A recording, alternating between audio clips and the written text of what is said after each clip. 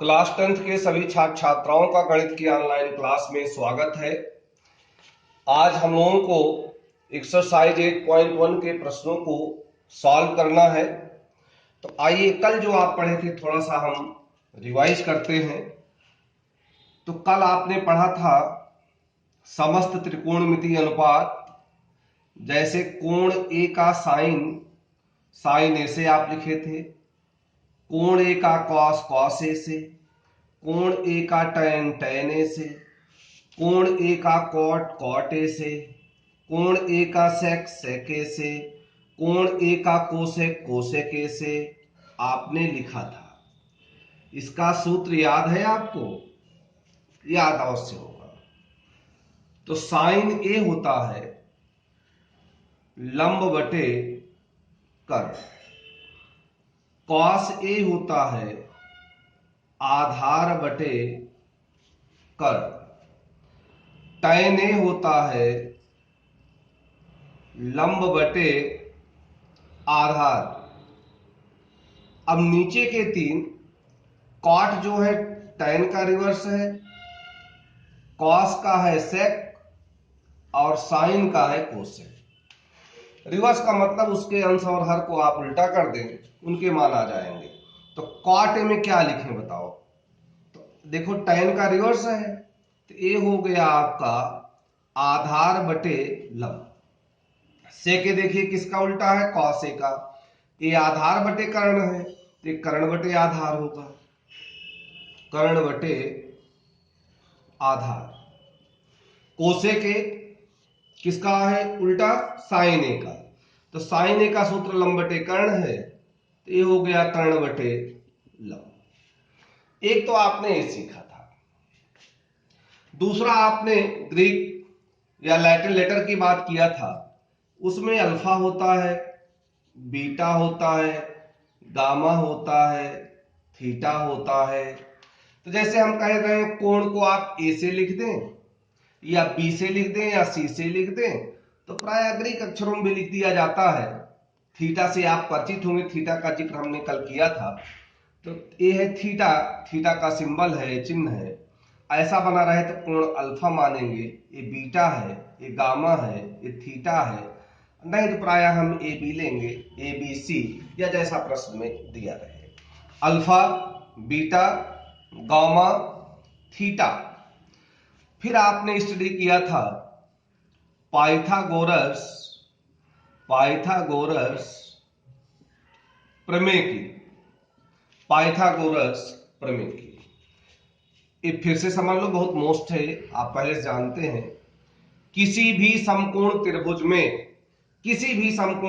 में कर्ण पर बना वर्ग शेष दो भुजाओं के वर्गों के योग के बराबर होता है। और वह जो शेष दो भुजाएं हैं क्या हैं? एक आधार है तो दूसरी लंब है, या पहली लंब है तो दूसरी आधार है। तो पाइथागोरस प्रमेय कहता है कि कर्ण का वर्ग शेष दो भुजाओं के वर्गों के योग के बराबर होता है। अर्थात कर्ण का वर्ग जो समकोण बनाती हैं भुजाएं, उनके वर्गों के योग के बराबर होता है। इसमें ना तो मैंने कोई फिगर या चित्र बनाया है, सीधा हमने स्टेटमेंट में लिख दिया है। अब कोई व्यक्ति अगर फिगर बना ले, फिगर में कहे भाई मेरे पास एक समकोण त्रिभुज है, इसका एक कोण 90 अंश होगा ही होगा, शीर्षों के नाम दे दे, मान लेते हैं ए बी और सी है, तो हमें कर्ण के बारे में तुरंत पता चल जाता है कि बी के सामने वाली, जहां 90 अंश बना है, उसके सामने वाली भुजा है कर्ण। तो कर्ण का वर्ग शेष दो भुजाओं के वर्गों के योग के बराबर होता है। तो चूंकि भाई आपने भुजाओं के नाम बता सकते हैं, तो कर्ण के स्थान पे हम लिख देंगे ए से सी की लंबाई का वर्ग बराबर ए से बी की लंबाई का वर्ग प्लस बी से सी की लंबाई का वर्ग। तो इसको लिख सकते हैं कर्ण का वर्ग। तो कर्ण कौन सी भुजा है? ए से सी, तो ए सी का वर्ग बराबर शेष दो भुजाओं के वर्गों का योग। तो शेष दो भुजा में कौन है? एक तो बीसी भुजा है, एक भुजा AB है। तो फिर आपने पढ़ा था कि इसका उपयोग हम कब करेंगे? जब समकोण त्रिभुज की सारी भुजाओं की लंबाई आपको मालूम है तो इसका यूज करने की कोई जरूरत नहीं। अगर किसी भी दो भुजा की लंबाई मालूम हो और तीसरे की मालूम ना हो तो इस प्रमेय का उपयोग करके सबसे पहले उन भुजाओं की लंबाइयां हम लोग निकालेंगे। उसके बाद जो यहाँ त्रिकोणमितीय अनुपात के सूत्र हैं इनका प्रयोग करके हम लोग मान बताएंगे। फिर आपने एक बात पढ़ा था, जो न्यून कोण बनते हैं समकोण त्रिभुज में, C के लिए आधार कौन है? तो C के लिए आधार तो C से जाएगा। अब AC तो आधार कहूंगा नहीं क्योंकि वो तो कर्ण है। तो आधार कौन है? BC। C का लंब कौन है जो C से ना जाए? AB। A के लिए आधार कौन है? A से जाएगा, A से जाने वाली दो भुजा है AC और AB। तो A से कौन सी भुजा जा रही है? AC और AB। तो 90 अंश से कौन आ रही है? AB। तो यही आधार है और लंब कौन सा है? BC। तो किसी भी न्यून कोण के लिए आधार आपको देखना है तो सिंपल सी परिभाषा है कि उस शीर्ष और 90 अंश को मिलाने वाली रेखा को आप कहेंगे उसका आधार, और जो लंब है उस बिंदु से नहीं जाती है। तो आइए हम लोग प्रश्नों को करेंगे और प्रश्नों को करके तब प्रैक्टिस किया जाएगा। तो यहां कुछ प्रश्नों को मैंने लिखा है, थोड़ा देखिए। क्वेश्चन नंबर 1 है, 1.1 का लिखा हुआ हूं। त्रिभुज ABC में जिसका कोण B समकोण है, AB 24 सेंटीमीटर, BC 7 सेंटीमीटर, तो निम्न के मान बताने हैं। तो क्वेश्चन नंबर 1 में आइए इसको हल करते हैं। कह रहा है एक समकोण त्रिभुज है, तो बेटा बिना किसी नाप की एक समकोण त्रिभुज आप बना लो। जहां 90 अंश बना है वहां दर्शा दो।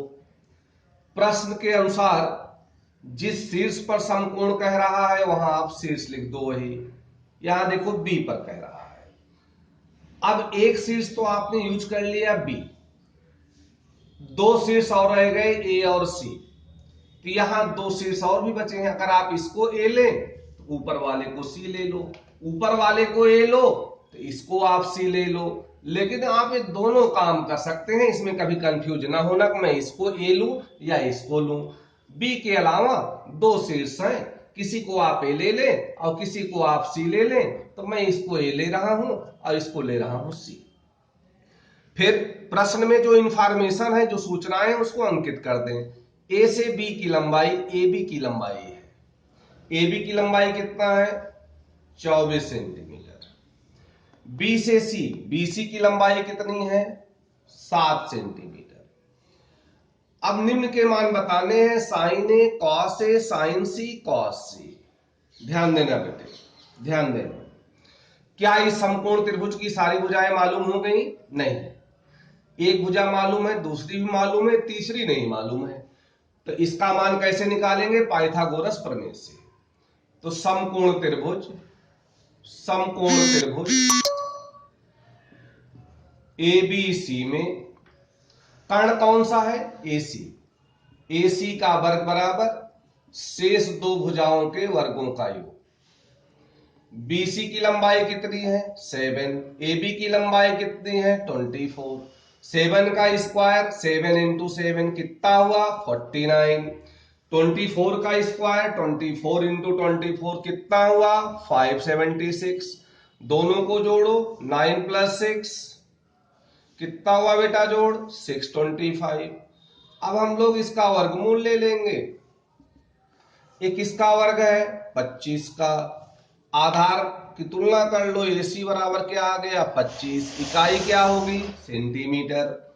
अब तीनों भुजाओं की लंबाई आ गई, दो तो पहले ही दिया था और तीसरा आपने निकाला है, उसको भी मैं चित्र में दर्शा देता हूं। अब आइए जो पूछा है उसका मान हम लोग बता देते हैं। इतना ही सीखना था जो आप बेहतर ढंग से जानते हैं। तो पार्ट A, साइन A का मान देखें। साइन A सबसे पहले आप इसका सूत्र लिख दिया करो जो हमने आपको बताया है, लंब बटे कर्ण। कोण ए है, यहां देखो, तो कोण ए के साइन का मान बताना है, तो कोण ए के संगत लंब कौन है, कोण ए के संगत कर्ण कौन है, चित्र में उन भुजाओं के नाम लिख दीजिए। तो कर्ण तो प्राप्त है आपको AC, तो कर्ण की जगह AC लिख दो। कोण ए का लंब, कोण ए का लंब ए से नहीं जाएगा लेकिन 90 अंश को जोड़ेगा, तो ए से जाने वाला कौन है, AB और AC। कौन नहीं जा रहा है, BC, तो BC इसका क्या हो गया बेटे, लंब। अब इनके मान भर दो, BC का कितना है 7, AC का कितना है 25, यह इनका मान आ गया। फिर आपसे पूछा है cos C, अगर यहां गुणे का चिन्ह होता तो sin A cos A के मान का गुणे कर देते, कॉमा उसमें नजर आ रहा है बुक में। तो cos C सबसे पहले आप सूत्र लिखेंगे, क्या बताओ, आधार बटे कर्ण। सर आपने बताया था cos का होता है सूत्र आधार बटे कर्ण। अब C के लिए आधार बताइए, तो C के लिए आधार C से जाएगा और लंब जो है C से नहीं जाएगा लेकिन 90 अंश को जोड़ेगा। तो कौन C से जाता है, AC जाता है, और BC 90 अंश की तरफ से कौन आता है, BC, तो BC हो गया इसका आधार। कर्ण कौन है बताओ, कर्ण तो भाई एक ही भुजा है 90 अंश के सामने वाली, तो BC का मान 7, AC का मान 25, दोनों के मान कैसे आए, बराबर। हमने किसका मान निकाला है, cos C का। cos C कहां है, ये देखो पार्ट सेकंड में है, दोनों समझ गए आप। तो आधार और लंब की स्थितियां बदलती रहती हैं। अब देखो पार्ट ए में है cos A का मान, तो आइए cos A का मान हम लोग और निकाल लेते हैं। ये तो पार्ट 2 का है, cos C निकाल लिया था समझाने के लिए। तो cos A पहले लिखेंगे बेटा सूत्र आधार बटे कर्ण, कोई दिक्कत। अब A के लिए आधार बताइए कौन सा है, AB, जो A से जाए। कर्ण कौन सा है, AC, कितना हुआ 24/25, तो sin A का मान भी आ गया, cos A का मान आ गया, पार्ट ए पूरा हो गया। आइए पार्ट सेकंड में sin C का मान पूछा है और cos C का मैं पहले ही निकाल दिया हूं। अब आइए sin C का, sin का सूत्र बता दो, लंब बटे कर्ण, अब C के लिए लंब चाहिए, तो C का लंब जो है C से नहीं जाएगा लेकिन 90 अंश को जोड़ेगा जरूर। तो ऐसी भुजा टटोलो जो C से ना जाए लेकिन 90 अंश से जाए। तो कौन है, AB, कर्ण कौन है, AC, AB की लंबाई 24, AC की लंबाई 25। आइए क्वेश्चन नंबर 2, इसका आंसर देखते हैं। tan P minus cot R का मान बताइए। एक समकोण त्रिभुज दिया है, इस समकोण त्रिभुज में देखो दो भुजाओं की लंबाई मालूम है, तीसरी की मालूम नहीं है। पहले आप पाइथागोरस प्रमेय का उपयोग करेंगे, तीनों भुजाओं की लंबाई प्राप्त करेंगे पाइथागोरस प्रमेय से। कौन से त्रिभुज में, त्रिभुज PQR में। कर्ण का वर्ग 90 अंश की जो सामने की भुजा है कौन है, PR। शेष दो भुजाओं का वर्गों का योग PQ square plus QR square. PR का मान कितना है 13, PQ का कितना है 12, QR का कितना है पता नहीं। 13 का स्क्वायर 13 इंटू 13, 12 का स्क्वायर 12 इंटू 12। 144 को लेफ्ट में ले आओ, 169 माइनस 144, 25। इसका वर्गमूल ले लो या घातांक में लिख दो, 5 का वर्ग। तो QR कितना आ गया बेटे 5। इकाई कैसी हुई, सेंटीमीटर। चित्र में भी दर्शा दो। अब इस प्रश्न का मान बताने के लिए हमें किसका मान चाहिए, tan P। तो पहले tan P का मान निकाल लें। तो tan का सूत्र बताओ, लंब बटे आधार। P के लिए लंब कौन होगा, P से नहीं जाएगा लेकिन 90 अंश को जोड़ेगा, तो P से कौन नहीं जा रहा है, QR। तो क्यू आर हो गया पी का लंब, पी के संगत लंब। आधार कौन है? पी से जाएगा 90 अंश को जोड़ेगा, तो पी से जाने वाला 90 अंश को जोड़ने वाला कौन है? P Q. तो क्यू आर की लंबाई 5 और ये है 12। अब दूसरा इसमें बेटा कोट आर है। कोट का बेटा सूत्र बताओ, आधार बटे लंब।